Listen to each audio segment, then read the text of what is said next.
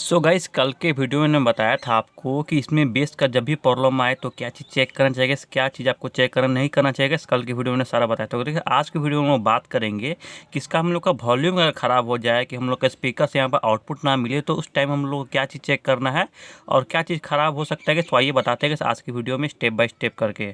तो आपसे रिक्वेस्ट है कि छोटा सा वीडियो है, इस वीडियो को पूरा देखिएगा ताकि आप लोग बहुत अच्छी तरीके से आप लोग समझ पाओगे। तो चलिए स्टार्ट करते हैं।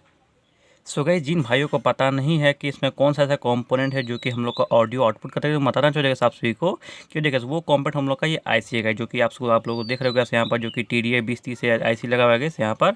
इस प्रकार का ऐसे हम लोग का ये ऑडियो आउटपुट करता है। तो ये ऑडियो आउटपुट कौन सा पिन से करते हैं, इसमें तो हम लोग का 5 पिन लगा हुआ है, 1 2 3 4 5, इसमें 5 पिन लगा हुआ है। तो 5 पिन में कौन सा पिन से आपको ऑडियो आउटपुट देखेगा, तो उसके लिए आपको बोर्ड को पीछे घुमाना है और बोर्ड के पीछे घुमाने के बाद आपको चेक करना है आईसी का चौथा नंबर पिन। जैसे देखिएगा आप लोग जैसे देखिएगा, तो हम लोग का ये first number pin, second number pin, third number pin और फोर्थ नंबर पिन। तो देखिए फोर्थ नंबर पिन से आपको ऑडियो का आउटपुट होता है। तो देखिएगा ये तो हम लोग का ऐसी बेस के लिए है।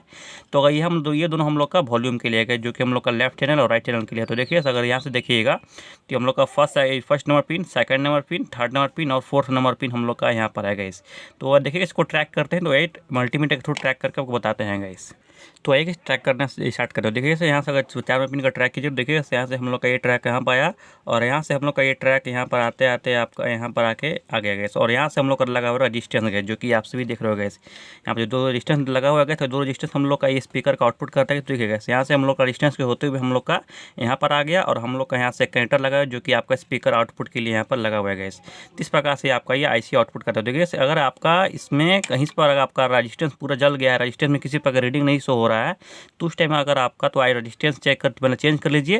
और रजिस्टेंस आपका सही है, मतलब रीडिंग शो हो रहा है, रजिस्टेंस आप चेक किए, रजिस्टेंस में रीडिंग शो हो रहा है या क्या कहते हैं रजिस्टेंस आपका सही है, तो उस टाइम आपको आईसी को चेंज करना है, जो कि आपका आईसी लगा होगा। क्योंकि हम लोग का आउटपुट का काम यही करता है, यही हम लोग का आउटपुट कर देता है। अगर ये आपका रजिस्टेंस सही होने के बाद भी आपका आउटपुट नहीं मिल रहा है, तो उस टाइम आपको यहाँ पर दोनों आईसी चेंज कर लेना है। अगर आपका एक आईसी में प्रॉब्लम है तो आपको वो आईसी चेंज करना है, और दूसरा आईसी में मतलब लेफ्ट चैनल में प्रॉब्लम है तो लेफ्ट चैनल का, राइट चैनल में प्रॉब्लम है तो राइट चैनल का आपको आईसी चेंज कर लेना है गाइस।